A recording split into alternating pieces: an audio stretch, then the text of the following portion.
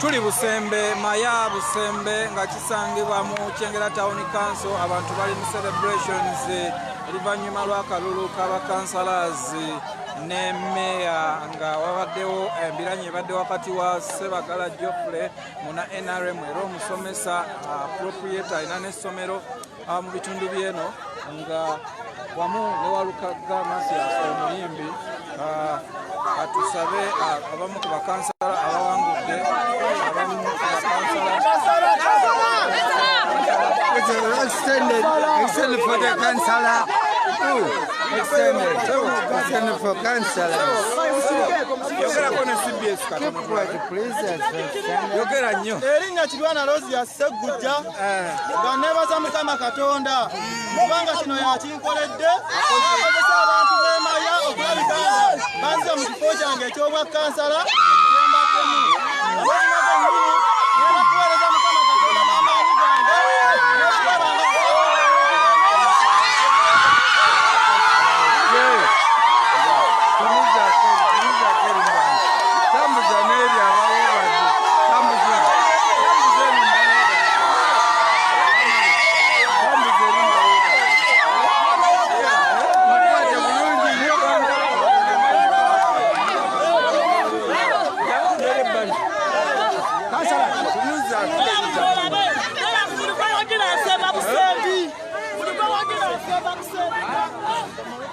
Yes, obaddeko kyogamba?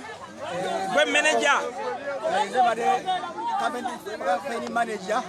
wakansala Ferozio nebaza abalonzi baffe bonna ba Busembe zoni n'empiringisa obuwagizi bwabwe ebyo byalo bisangibwawa bisangibwa Maya Masaka Maya 13 era byonna bya Kyengera Town Council olwo meya muyiseewo mutya meya ebintu byaffe bisinga ebya Maya abiwangudde meya yaliwa meya Kimba okay. We kutwaliza wamu kakasa nti basesokaga olwagenda kalula kalodi meya ati mwagaliza obuwanguzi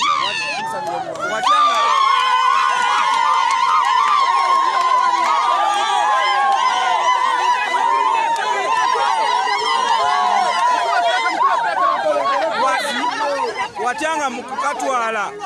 wali mu kitogo wabeddemu bwe bongeddemu obulamu nakola mutya muganda wange enkulayirira nze emaaso okukola ekintu ndi maliivo kituukiriza mpaka wekirina okuba akalulu wakiso mala katuusa okuva amaze okagatta nga zanjira kansala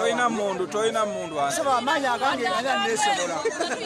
kati tufuneyo omukyala kale tutandika otugambe tutadire tusambule kale bako kyo tugamba tusanyukidde ddala olwa kansala waffe okuyitamu ngetumaze naye ebbanga bbangu ono mumuwe byanywa tumaze naye ebbanga bbangu era tuli basanyufu nnyo twasanyuse okuba nga awangudde ekisanja eky'omulundi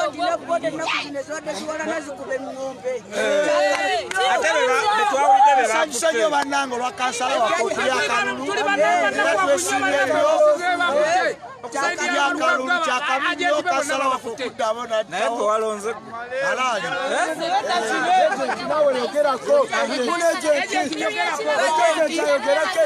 ebagenda awulira abalala musoke musirike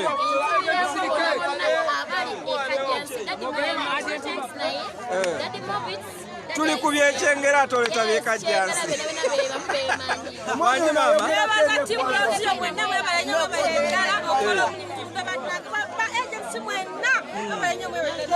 bamanye etuuka makkati awo ne babeerabira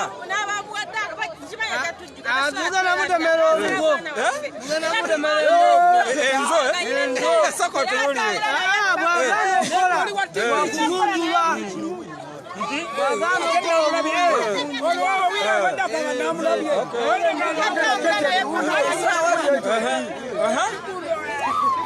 oli ku CBS yogera nyabo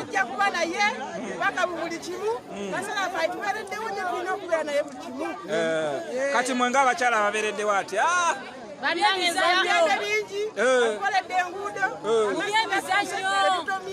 ebyemizannyo byonna tuyita nabyo zembimanyi bitubuulire maama sokolinde maama sokole maama Katonda tumwebaza olwakino kyetutuuseeko ku ssaawa ya leero kubanga Rosi yayiseemu Rosi yalinnya alina limu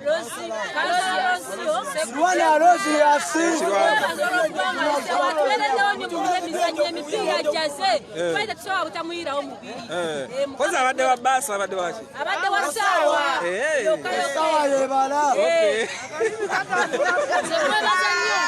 mwebaza nnyo kubanga mu covid ono yampa ne kiro z'obuwunga nnya abalala kye bakyasobola yolina mwami wo kansala ye mwami wange kuba era y'omu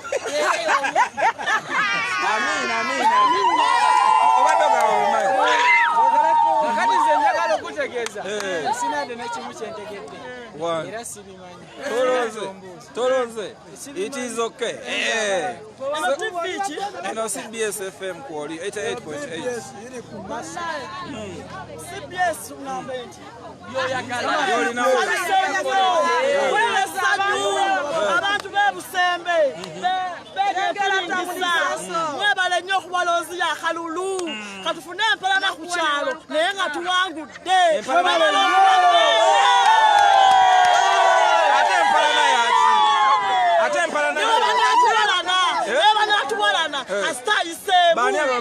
abekumbi abantu bagira Isaac embwa zakuno zibena zonna zonna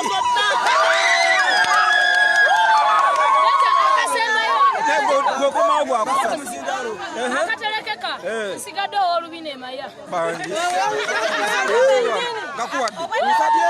nsabye abantu bonna mwebaza munnabalonze kasalonze waffe omwana Segujja omwana nono wajo kunno naye akaterekeka mpedde walukeka nesanyuka newana nepangula nesanyuka nawe ero munagunda omuterega nsigadde mama Africa emaya Miriam Chilaba ayimba mama Uganda the power of Africa abo bonna baza abantu b'emaya bebali kulonda kansala afeesiyo kyagala nnyo nga tukoledde bingi era tumwesumirizaamu nnyo tumwesunga mu bingi era beebale kulonda beebale nnyo beebalire ddala amazzi twafuna enguudo akoze tusiima busiimi ab'omukyalo mulina amazzi gataapu kansala byonna yabikoze beebale nnyo abakyala nga musanyuse nnyo ate nga musajja yawangudde obadde namwe abatuwonyi nga buli muntu wateeka okulonda gw'ayagala ng'ate oziniramu mu nsonga zino okitegeera ekintu ng'ekyo nga butuwoninga ate munaatugwako bakazi bannamwe babawoninga abasajja tebayinaabo bwabanga kansala yagala okutuzalamu abaana jazaale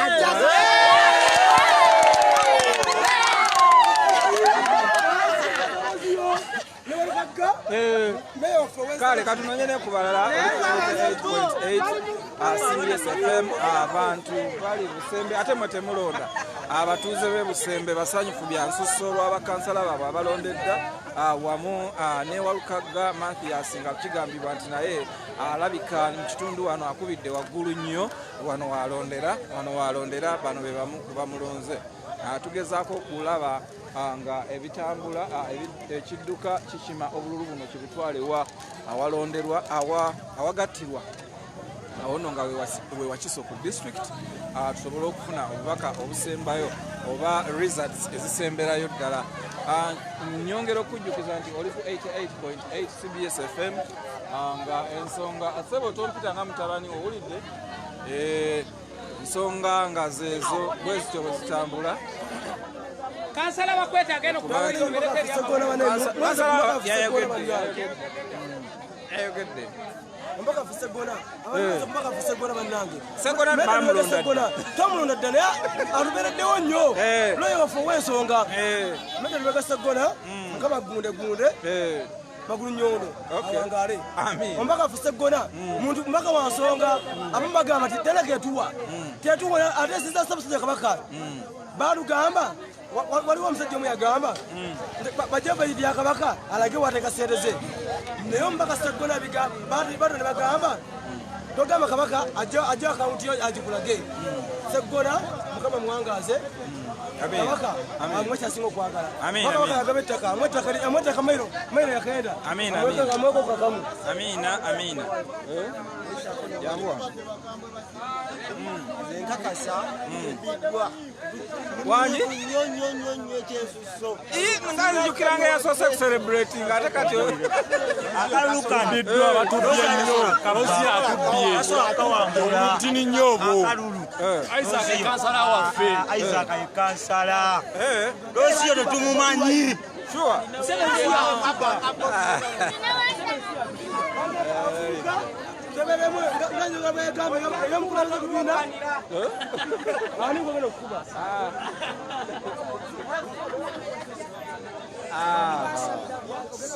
so ensonga bwezityo bwe ziri okutwaliza awamu ndowooza mukkirizu tunawummuzeemu ate nga bwe tulinda kiki ekiyinza okuba nga kiddako mu kiseera kino naye nga nkugambye nti oli ku CBS FM likinga osharinge era olaikinge nsonyiwe likinga ofolowinge era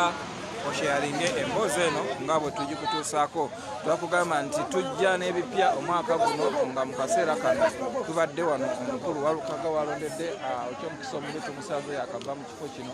naye nga bino bye bimu ku bifo mwawangaalira wano Kinyana Mpindi okutuuka mu maka ge so okujaguza bwe kutyo bwe kubadde